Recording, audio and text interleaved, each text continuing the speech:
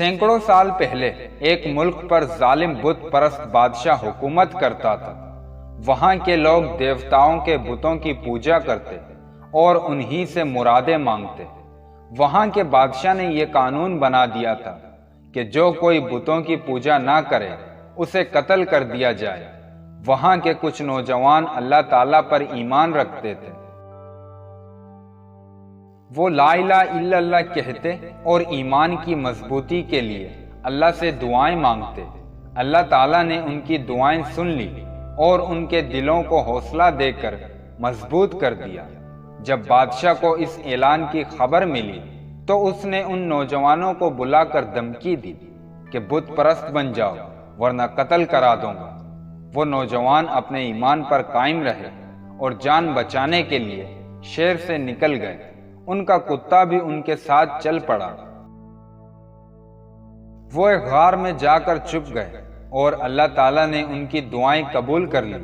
جب وہ سونے کے لیے لیٹے تو اللہ تعالیٰ کا ایک معجزہ شروع ہوا۔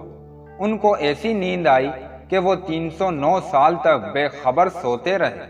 اس نیند کے دوران اللہ تعالیٰ نے ہر خطرے سے ان کی حفاظت کی۔ جب وہ جاگے تو انہیں ایسا لگا جیسے وہ تھوڑی دیر ہی سوئے ہیں۔ انہیں بھوک لگ رہی تھی۔ ایک نوجوان کھانا خریدنے کے لیے چپتے چھپاتے شہر آیا۔ اسے شہر کا ماحول بہت عجیب لگا۔ ساری عمارتیں اور بازار بدل چکے تھے۔ سب لوگ اجنبی تھے۔ اس کی سمجھ میں یہ نہیں آ رہا تھا کہ اچانک یہ کیا ماجرا ہو گیا ہے۔ اس نے کھانا لیا اور دکاندار کو اپنا سکہ دیا۔ دکاندار نے حیرت سے سکہ دیکھا اور اس سے پوچھا کہ یہ سکہ تم کو کہاں سے ملا ہے؟ نوجوان نے جواب دیا کہ یہ میں نے خود کمایا ہے۔ دکاندار نے کہا کیا مطلب؟ یہ سکہ تو 300 سال پرانا ہے۔ اس طرح سے نوجوان کو پتا چلا کہ وہ سب ساتھی تقریباً 300 سال تک سوتے رہے ہیں۔ اس نے یہ بات دکاندار کو بتائی۔ تھوڑی دیر میں یہ خبر سارے شہر میں پھیل گئی اور بادشاہ کو بھی مل گئی۔ اس وقت وہاں جو بادشاہ تھا وہ اللہ تعالیٰ پر ایمان لا چکا تھا۔ وہ سب نوجوانوں سے جا کر ملا اور ان کی بہت عزت کی۔ نوجوانوں نے اللہ تعالیٰ کا شکر ادا کیا۔ اگر دعا کے لیے ہاتھ اٹھایا ہے تو اس یقین سے اٹھائیں کہ وہ ضرور قبول کرے گا۔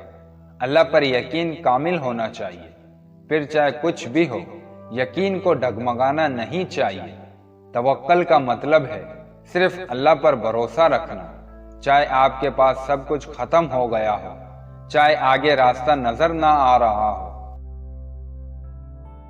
دنیا نے آپ کا ساتھ چھوڑ دیا ہو مگر یہ نہ بھولیں کوئی ہے جو آپ کو کبھی نہیں چھوڑ سکتا۔ اگر آج راستے بند ہیں کل کھل جائیں گے۔ جب تک اللہ ساتھ ہو آپ کو وہ بند راستے میں بھی جگہ دکھائے گا۔ جس نے زمین و آسمان کی تخلیق کی ہے، جو آپ سے محبت کرتا ہے وہ آپ کی مدد کرے گا۔ اس لیے بس اس سے جڑے رہیں۔ آپ کے یہ مسائل وقتی ہیں اور ایسے حل ہوں گے جیسے کبھی طے ہی نہیں۔ غلطیاں زندگی کا حصہ ہیں لیکن سب سے زیادہ ضروری پھر سے کھڑے ہونا ہے۔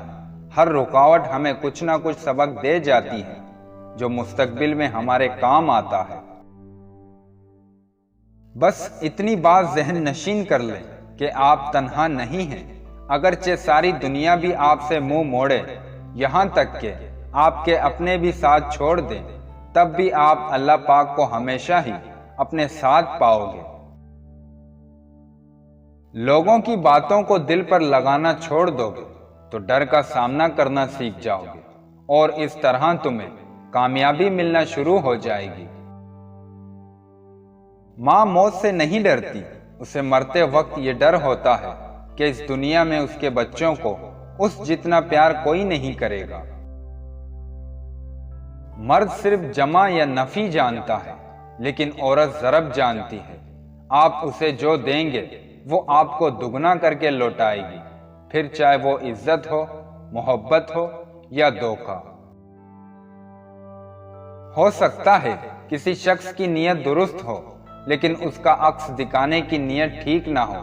لہٰذا ہر سنی سنائی بات پر یقین مت کیا کریں۔ مقافات عمل دستک نہیں دیتی اور نہ ہی اسے کسی در کے کھلنے کا انتظار رہتا ہے۔ یہ تو جہاں جاتی ہے اپنے لیے دروازے کھول لیتی ہے۔ جو آج تم کرو گے کل وہی تمہارے ساتھ ہوگا۔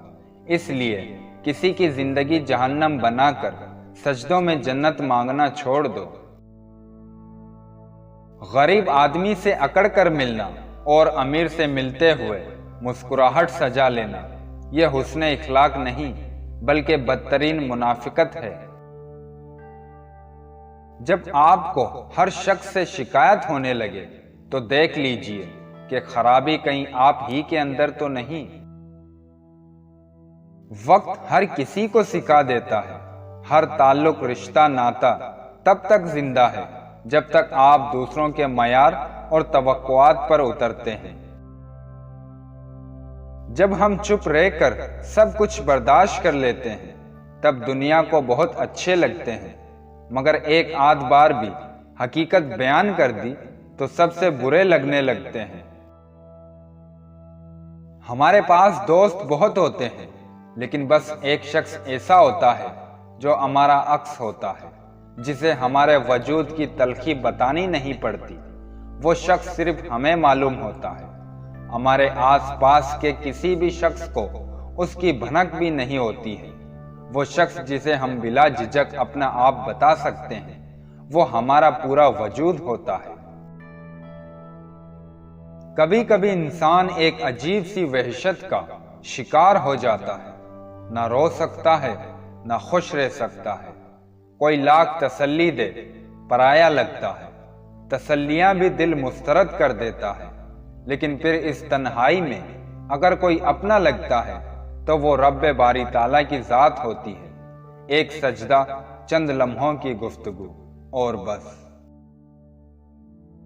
جو شخص آپ سے محبت کرتا ہے وہ آپ کو ذہنی اذیت نہیں دیتا، وہ آپ کی غلطیاں نہیں پکڑتا، وہ آپ کے سامنے کوئی ایسی ڈیمانڈ نہیں رکھتا جسے پورا نہ کر سکے، وہ آپ کو پریشان نہیں کرتا، اداس نہیں کرتا، وہ آپ کو سمجھتا ہے۔